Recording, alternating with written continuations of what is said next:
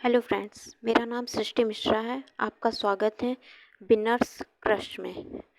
आज मैं UP constable का सिलेबस लेके आई हूँ, जिसमें जो सिलेबस है आपका, उसमें जीएस के 38 क्वेश्चन आते हैं, हिंदी के 37 क्वेश्चन आते हैं, मैथ के 38 क्वेश्चन आते हैं, लेकिन 20 क्वेश्चन ऐसे होते हैं जो मैथ के आते हैं और 18 क्वेश्चन जो होते हैं वो आता है जीएस का। और रीजनिंग के आते हैं 37 क्वेश्चन, लेकिन सबसे ज़्यादा जो आता है वो रीजनिंग के क्वेश्चंस आते हैं। मतलब 37 क्वेश्चन आपके रीजनिंग के आएंगे और जो मैथ का 18 से 20 क्वेश्चन होता है वो आता है मैथ का। यानी 15 से 17 से 20 क्वेश्चन के बीच में आप जान समझिए कि मैथ के क्वेश्चन आते हैं। या फिर मैथ में ही आप रख लीजिए पाई चार्ट जो आता है वो मैथ का ही पार्ट होता है, लेकिन वो रीजनिंग में आता है।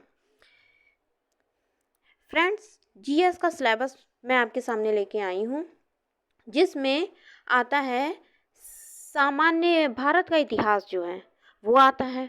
वो आपके 2 से 4 क्वेश्चन के बीच आएगा। संविधान आपका आता है, लगभग संविधान 4 से 5 क्वेश्चन के बीच संविधान रहता ही रहता है।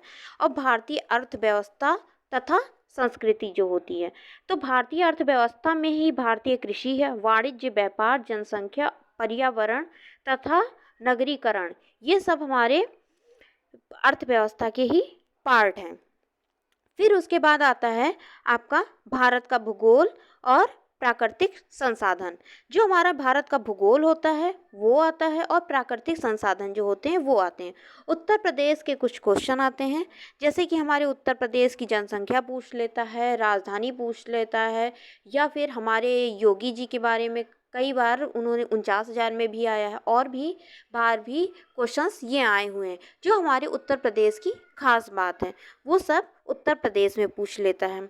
फिर मानव अधिकार आता है, क्योंकि जेल वार्डन के पेपर में मानव अधिकार के बारे में 4 शिफ्ट हुई थी, चारों शिफ्ट में आए थे क्वेश्चन। वर्तमान में मानव अधिकार के जो अध्यक्ष हैं इस आयोग के, उनका नाम है अरुण कुमार मिश्रा। फिर आंतरिक सुरक्षा तथा आतंकवाद, ये भी आता है, लेकिन कोई बहुत मोस्ट इम्पॉर्टेंट नहीं है।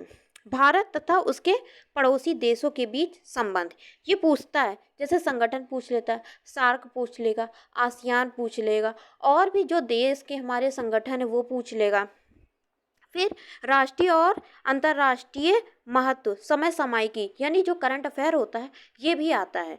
क्योंकि पहले तो इतना नहीं पूछा गया है, लेकिन जेल वार्डन के पेपर में पूछा गया है। 41,000 49,000 में इतने सारे क्वेश्चंस नहीं आए हुए थे, लेकिन वर्तमान में जो जेल वार्डन हुआ है 2020 में हुआ, दिसंबर 2020 में, उसमें आए हुए हैं क्वेश्चन।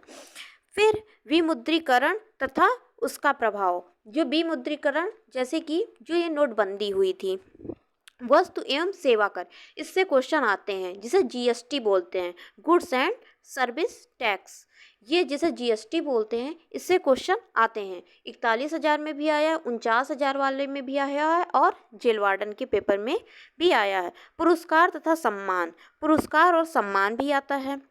फिर उसके बाद देश की राजधानी, मुद्रा, ये भी आता है। 2 क्वेश्चन आपका कंफर्म है कि ये आएगा ही आएगा।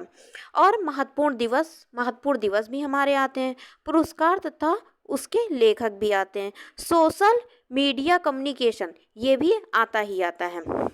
लेकिन सोशल मीडिया कम्युनिकेशन जो है ये मोस्टली आपके रीजनिंग में पूछ लिए जाते हैं। जैसे तर्क और पूर्व अवधारणा के आधार पे जैसे क्वेश्चन होते हैं वो पूछ लिए जाते हैं। जैसे राजस्व, पुलिस व सामान्य प्रशासनिक व्यवस्था, ये भी जो है मोस्टली ऐसा होता है कि आपके ये रीजनिंग का ही पार्ट इसमें ऐड कर देते हैं, जैसे कि जेल वार्डन के पेपर में आया हुआ है। ये आपके रहे क्वेश्चंस, या मीन्स सिलेबस रहा इसी हिसाब से, इसी पे आता है। लेकिन मोस्ट इम्पॉर्टेंट आपका क्या है, भारतीय संविधान है। फिर उसके बाद आपका देश, राजधानी और मुद्रा है। फिर अनुसंधान केंद्र जो होते हैं और खोजें होती हैं, ये भी इम्पॉर्टेंट है।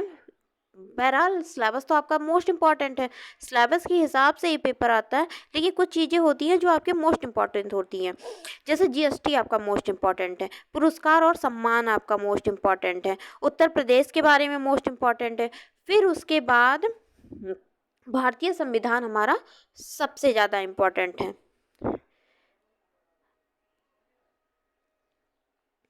ये रहा आपका सिलेबस, ये जीएस का सिलेबस है।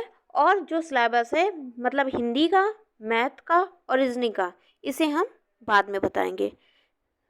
अगर पसंद आया होगा तो लाइक और सब्सक्राइब ज़रूर करिएगा। धन्यवाद।